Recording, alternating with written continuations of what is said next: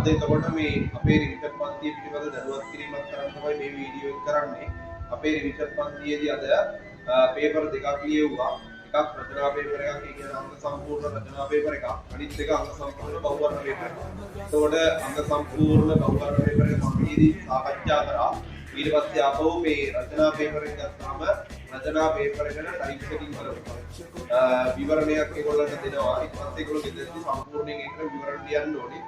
සතියක් කර සතියක් බහුවර්ණ පේපර් එකක් සහ රචනා පේපර් එකක් දෙකින් සාකච්ඡා කරමින් තමයි යන්නේ. ඒක ලබන සතියේ අපි රචනා පේපර් එක සාකච්ඡා කරනවා, බහුවර්ණ පේපර් එකට විවරණය දෙනවා. මේ විදිහට තමයි මේ පේපර් දෙක යන්නේ. ඒක ෆුල් පේපර් එකක් පොදවස්වල ලියන්න තියෙනවා. ඊට අමතරව මේ හැම ළමයෙකුටම අර විභාග මානසිකත්වයෙන් මේක ලියන්න දෙනවා.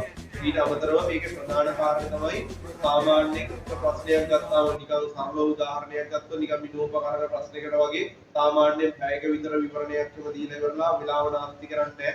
ඒක සාමාන්‍යයෙන් අර වැඩ පුළුවන් ළමයෙකුට කියන වැඩ කරන ළමයෙකුට ඔය ඒ වගේ මේ පුංචි දේවල් වලින් වැඩක් නැහැ. ඒගොල්ලෝ අපි හරියටම පැය දෙකක් ඇතුළත පේපර් එකට හිතන්න ලෑස්ති කරනවා බහුවර්ණ පේපර් එකකට.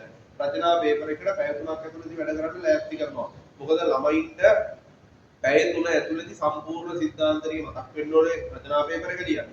බහුවර්ණ පේපර් එක ලියන්න පැය 2 ඇතුළත සම්පූර්ණ සිද්ධාන්ත ටික මතක් වෙන්න ඕනේ. ඉතින් සාමාන්‍යයෙන් ළමයෙකුට පැය 5ක් 6ක් විතර පේපර් එකක් ලියන්න දීලා ඊට පස්සේ ආපහු පැය 5ක් 6ක් විතර රචනා පේපර් එකක් සාකච්ඡා කරලා ළමයෙකුගෙන් බලාපොරොත්තු වෙන්න බෑ ළමයා පැය 3කදී මේ වැඩේ කරයි කියලා. සාමාන්‍යයෙන් උගන්වනකොට අපි ගුරුවරු විදියට හරියටම අපිට පුළුවන් වෙන්න ඕනේ පැය 3ක් ඇතුළතදී ළමයෙකුට පේපර් එකක් තේරෙන විදියට සාකච්ඡා කරන්න සහ සියලු විෂය කරුණු පැහැදිලි කරලා පැය 3 ඇතුළතදී රචනා පේපර් එක සාකච්ඡා කරන්න. එතකොට අපිට පුළුවන් වෙන්න ඕනේ ගුරුවරු විදියට පැය 2ක් ඇතුළත බහුවර්ණ පේපර් එකට අදාළ සියලු තීර ටික විග්‍රහ කරලා ඊට පස්සේ බහුවර්ණ පේපර් එක සාකච්ඡා කරලා ඉවර කරන්න. ඉතින් අපි මේ වැඩේ අලුත් වැඩක් විදියට මේ පාරේ ඉඳන් පටන් ගන්නවා. ඒ කියන්නේ මේ පාර 2026 රිවිෂන් එකේ ඉඳන් ඒ දේ ගොඩක් වෙලාවට මේ ED වල ඒ කියන්නේ ED සබ්ජෙක්ට් එක ඇතුළේ ළමයි අසාර්ථක වෙන්න හේතුව ඒක තමයි ළමයින්ට පැය 3ක් ඇතුළත රචනා පේපර් ගන්න ලියන්න පැය 3කේ තීර ටික මතක් කරගන්න බෑ. ඊට අමතරව බහුවර්ණ පේපර් ගන්න ලියන්න පැය 2කේ තීර ටික මතක් කරගන්න බෑ සහ ඒවට අදාළ ගණන් හදන්න බෑ. ඉතින් ඒක තමයි ලොකුම අවුල. ඉතින් ඒකට විසඳුමක් විදිහට මේ පාර අපි මේ වැඩපිළිවෙල හරියටම කරගෙන යනවා.